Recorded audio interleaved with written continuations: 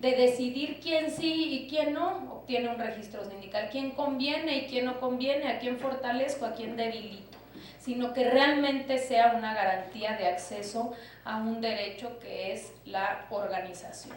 Las etapas de implementación son 3. Estamos pensando y nos hemos venido coordinando muy bien, sobre todo con las autoridades estatales y con los tribunales, digamos, con el Poder Judicial Federal, los poderes judiciales locales y los estados de la República, para estar en condiciones de todos entrar al mismo momento en el territorio, en un territorio determinado. Quiere decir que para la primera etapa, en las primeras 10 entidades federativas, iniciaríamos el 1 de octubre en esos 10 estados. ¿Y qué es lo que vamos a ver ahí? De entrada, que abren las puertas los tribunales laborales federales, abrirán sus puertas los tribunales laborales locales, los centros de conciliación local y el Centro Federal de Conciliación y Registro para efectos de esos 10 estados. En esos 10 estados, a partir del 1 de octubre, todos los registros sindicales se harán en el Centro Federal de Conciliación y Registro. Todos los depósitos de contratos colectivos se harán en el Centro Federal de Conciliación y Registro.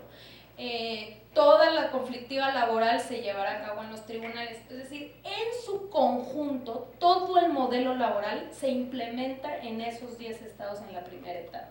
Inicia el 1 de octubre del próximo año. Del próximo año. En la segunda etapa vamos a continuar con 11 estados de la República más para el 1 de octubre del 2021 y concluir el 1 de mayo del 2022 con la tercera etapa. Se preguntarán por qué el 1 de mayo y no el 1 de octubre.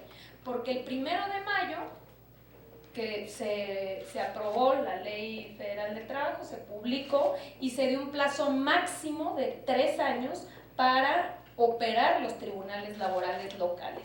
Entonces, toda la implementación, aunque pudiéramos tener más tiempo, porque se le dio 4 años para la materia federal, toda la implementación la estamos empatando para que en 3 años tengamos el modelo implementado en todo el país. Y de esta manera no exista esta diferencia entre lo local y lo federal en los estados de la República. Vamos muy bien, ya 30 estados han instalado sus grupos interinstitucionales, han venido caminando muy bien, muchos de ellos ya con propuestas en los congresos para adecuar la normatividad a su constitución y a sus poderes locales. Tenemos una coordinación muy cercana, digamos, los principales avances de la implementación es que se constituyó el Consejo de Coordinación para la Implementación de la Reforma Laboral. Ahí estamos presentes la Secretaría del Trabajo, la Secretaría de Hacienda, el Poder Judicial Federal, los gobiernos de los estados. Se aprobó una estrategia nacional para la implementación de la reforma, el diagnóstico de las juntas para abatir su rezago, todos los criterios para la transferencia de archivos y la definición de estas 3 etapas de implementación. Digamos, en coordinación con los estados está la creación de los grupos interinstitucionales, que a la fecha llevamos 30 estados, el diseño de las estructuras y los presupuestos. Obviamente estamos en la lógica de que tengamos presupuestos eficientes, austeros, pero muy eficientes, y finalmente la armonización legislativa. Hasta hoy podemos decirles de entrada que ya hay varios sindicatos que han modificado sus estatutos. Tenemos a ver, aquí me lo pusieron muy chiquito y no veo nada, pero tenemos más de 1000 sindicatos que a la fecha ya modificaron sus estatutos introduciendo el voto personal libre, directo y secreto para elegir a sus directivas. No solamente es el voto personal libre, directo y secreto, yo recordaría 3 cosas, es esa más reglas en materia de transparencia y rendición de cuentas con sus agremiados, y la tercera tiene que ver con la equidad de género, con introducir las reglas para que haya mujeres en las directivas sindicales. Tenemos también actualmente tenemos 73 sindicatos. En el tema de legitimación de contratos colectivos ya se emitió el protocolo, la Secretaría del Trabajo emitió el protocolo, es decir, cómo se realiza la consulta de los contratos colectivos depositados, y a la fecha tenemos 73 sindicatos dados de alta, 82 contratos colectivos registrados, 54 consultas realizadas, 37 consultas programadas entre noviembre y diciembre y 15 constancias de legitimación.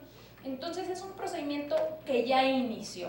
Hemos estado viajando y visitando pues prácticamente todos los estados de la República, siempre teniendo reuniones con los sindicatos y los empresarios, y ya diciéndoles este proceso de legitimación ya inició, ya arrancó, para que puedan ellos ir obviamente pues previendo su incorporación. Recordemos que tienen 4 años, pero lo importante es que hoy en día ya se puede realizar esta consulta y ya 15 han obtenido su constancia de legitimación. Aquí nada me detengo por una cuestión importante. Yo legitimo mi contrato y obtengo mi constancia de legitimación. Pero si la mayoría de los trabajadores dice que no está de acuerdo con el contenido del contrato colectivo, simplemente ese contrato colectivo deja de surtir efectos, por lo cual se garantiza todos, digamos, los derechos que se hubiesen obtenido en el contrato colectivo, se respetan las garantías de los trabajadores, pero pasan a formar parte de contratos individuales, abriendo la posibilidad para que otro sindicato, o quizá el mismo, pero una vez que se gane la confianza del 30% de los trabajadores, pueda solicitar la firma de un nuevo contrato colectivo. Entonces, a la fecha vamos con esos avances. Tenemos un cálculo de que si bien existen 559.693 contratos colectivos, probablemente únicamente entre 150.000 y 200.000 pasarán por este proceso de legitimación, justamente porque consideramos que por lo menos el 70% de los contratos colectivos o son contratos de protección o no tienen vida actualmente, no son contratos colectivos activos. Pudo haber sido un contrato de una construcción, que la construcción concluyó y ahí quedó el contrato colectivo, y entonces pues ya no hay realmente una relación laboral.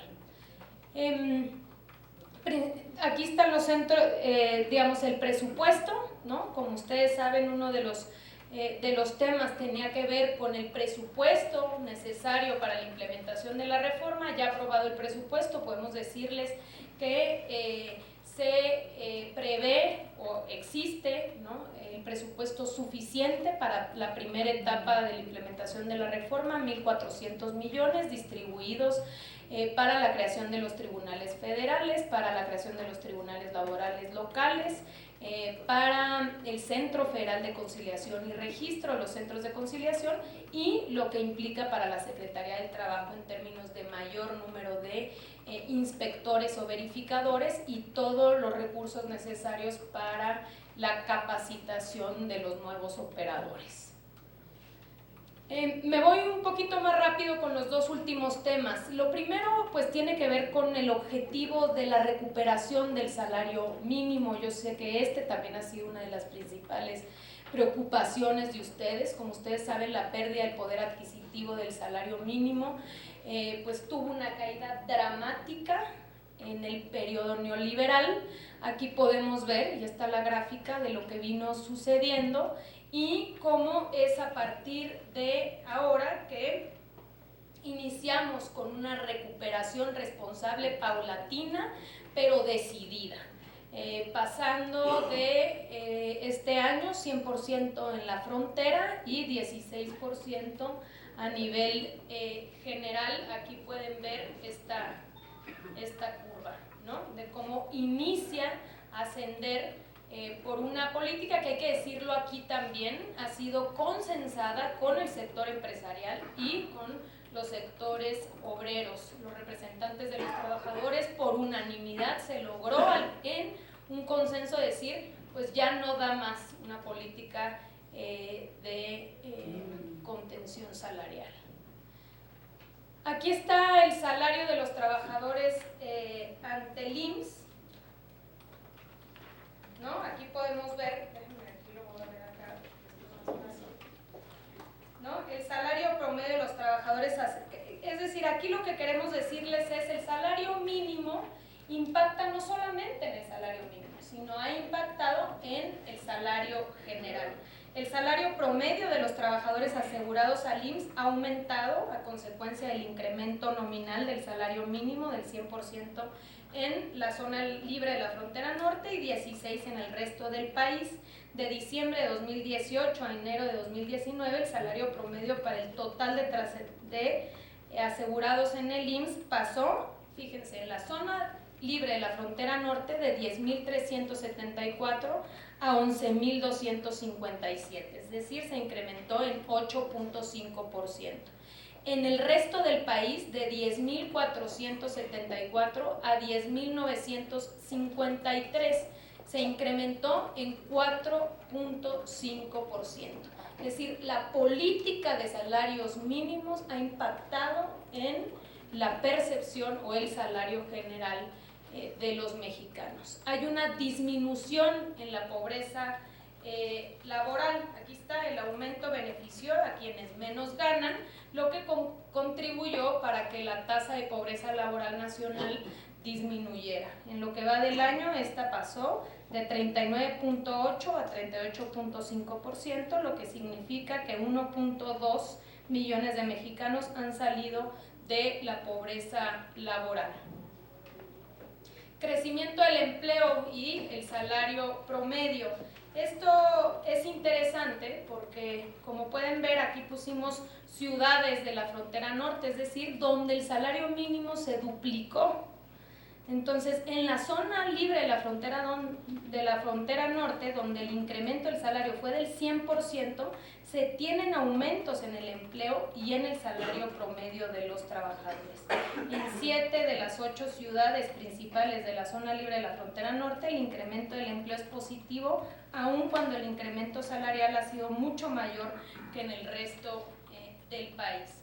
Y aquí está el efecto de la inflación. En primera, pues la inflación, como ustedes saben, el gran fantasma que era la inflación, de no incrementar el salario mínimo porque entonces la inflación se nos iba a disparar. Hoy en día podemos pues constatar que no sucedió. Tenemos niveles bajos de inflación, pero todavía es más interesante ver las ciudades que están hasta la derecha. Mexicali, Ciudad Juárez, todos estos donde aún son menores que el promedio los niveles de inflación, y es donde, a ver, ¿quién está moviéndole ahí? Se metió otra cosa. Sí, ¿no? Bueno, pero entonces pueden ver, acá están esta es, digamos, la inflación promedio, ¿no? Que es 3.02, es la barra verde. Pero les pusimos la comparativa respecto a la inflación en las ciudades de la frontera norte, donde incluso la inflación es menor a pesar de que hay, exacto, un ataque cibernético ya aquí.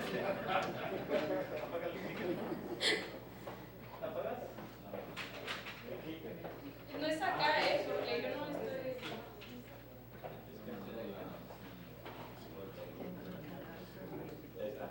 Ahí está. Bueno, entonces nada más para que puedan ver el caso de las ciudades, creo que es interesante justamente por aquello de la relación que existía entre el incremento salarial y la inflación. Reducción de la brecha salarial por género también. Aquí es interesante ver las cifras, ¿no? De la brecha de que pasó de 24.8 a 22.25. Finalmente, y ya porque ya sé que nos pasamos del tiempo, rápidamente decirles, hay una nueva lógica respecto a la inspección laboral. Durante mucho tiempo, y cuando nosotros llegamos a la administración, empezamos a ver que la lógica era hacer pues muchas inspecciones, pero sin tener digamos, ninguna brújula o ningún tipo de prioridad sobre qué inspeccionar. Todos aquí conocemos que llegaban los inspectores, oiga, a ver si usted tiene la luz bien encendida y el extinguidor y la silla chueca o derecha. Aquí la idea es realmente construir un modelo que nos permita digamos, avanzar en el cumplimiento de los derechos laborales, y por ello pues hemos venido haciendo una inspección muchísimo más estratégica que le apueste a las nuevas tecnologías, pero sobre todo a la coordinación con otras dependencias. La Secretaría del Trabajo sola difícilmente puede obtener buenos resultados si no se coordina con otras dependencias. Por eso nos hemos venido coordinando de manera muy cercana, sobre todo con el IMSS y la UIF, porque como lo que nos interesa ahorita es la subcontratación abusiva y el subregistro del Seguro Social, pues justamente digamos, estos mecanismos perversos que han crecido a lo largo del último sexenio han venido construyéndose no solo al amparo del poder en su momento, sino que también tienen relación pues con una defraudación a los institutos de seguridad social, a Hacienda y obviamente a las y los trabajadores, a quienes se les ha disminuido, desprotegido de esta práctica. Por ello hemos venido sobre todo haciendo operativos estratégicos en empresas con subcontratación o esquemas de subcontratación abusiva, y nos ha dado muy buenos resultados. Ya hemos logrado, digamos, identificar y hacer estos operativos que funcionen realmente para ir acabando con esta práctica tan agresiva.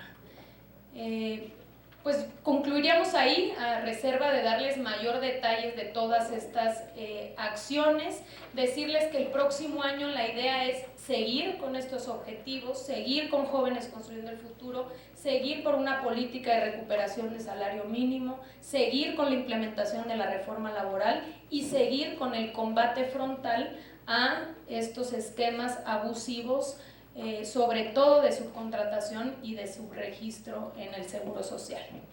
Pues muchas gracias.